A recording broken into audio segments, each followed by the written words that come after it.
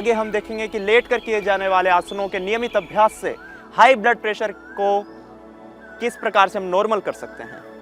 तो सबसे पहले हम लेट जाएं, पेट के बल, आराम से हम पेट के बल लेट जाएंगे और सबसे पहले हम करेंगे भुजंगासन का अभ्यास। भुजंगासन का प्रथम अभ्यास हम इस प्रकार से करें कि चेस्ट तक के पार्ट को ऊपर की ओर उठा दें श्वास भर के, और ऊपर जाने के पश्चात ब्रीथ नॉर्मल रहेगी।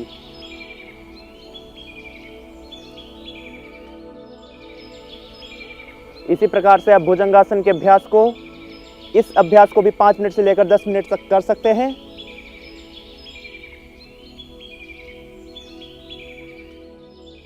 आगे हम देखेंगे भुजंगासन का दूसरा अभ्यास।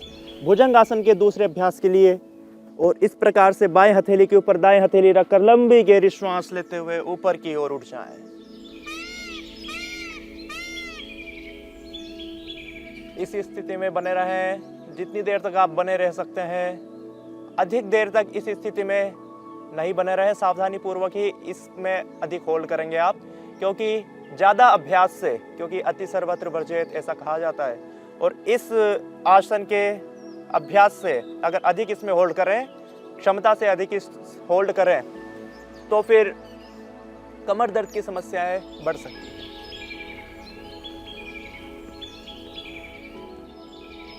इस आसन को भी आप 5 से लेकर 10 मिनट तक कर सकते हैं।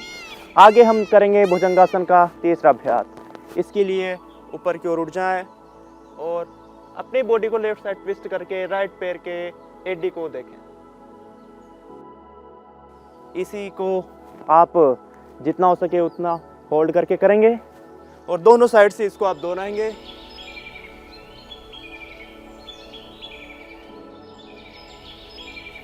इस प्रकार से आगे हम देखेंगे मकर आसन। मकर आसन के लिए थोड़ी के नीचे दोनों हाथों को इस प्रकार से रख दें और अपने दोनों पैरों को फोल्ड करके ऊपर की ओर इस प्रकार से उठाएं। ब्रीथ नॉर्मल रहेगी आपकी। इसे आप एक एक पैर से भी कर सकते हैं। एक पाद मकरासन। इस प्रकार से हम मकरासन के अभ्यास से भी, नियमित अभ्यास से स्वयं को हाइपरटेंशन की समस्या से मुक्त कर सकते हैं। आगे हम पीठ के बल लेटकर करेंगे पवन मुक्तासन।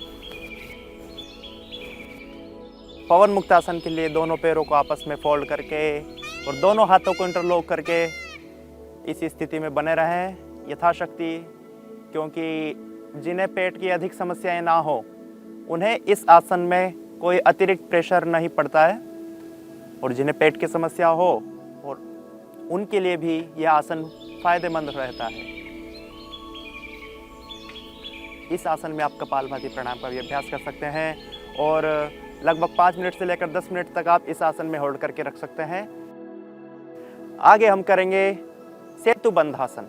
सेतु बंधासन के लिए अपने दोनों पैरों को फोल्ड कर लें और आपकी एड़ियां हिप्स से लगी हुई हों। अब अपने दोनों हाथों से दोनों पैरों के एंकल को पकड़ लेंगे और धीरे धीरे लंबी गहरी श्वास लेते हुए अपने बीच वाले पार्ट को ऊपर की ओर उठा देंगे।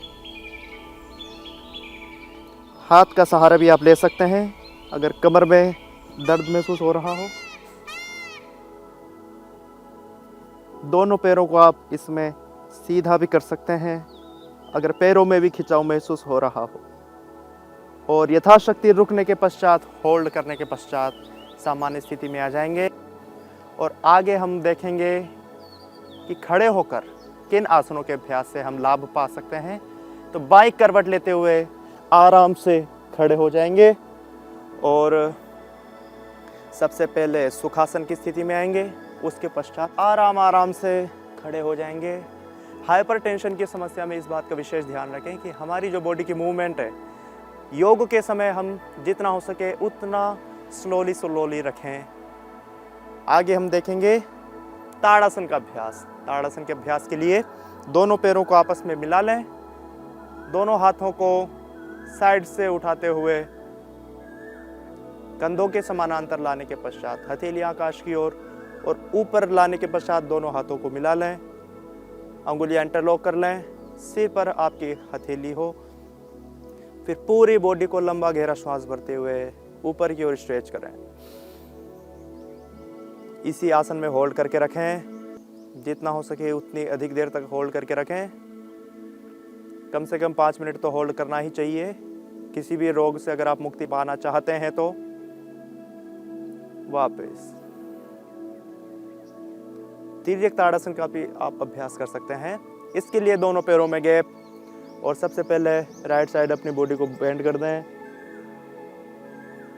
इस स्थिति में यथाशक्ति रहने के पश्चात बीच में आ जाएं, ब्रीथ नॉर्मल। फिर लेफ्ट साइड अपनी बॉडी को बेंड कर दें, वापस। इस प्रकार से खड़े होकर हम तिर्यक ताड़ासन एवं ताड़ासन के नियमित अभ्यास से लाभ पा सकते हैं।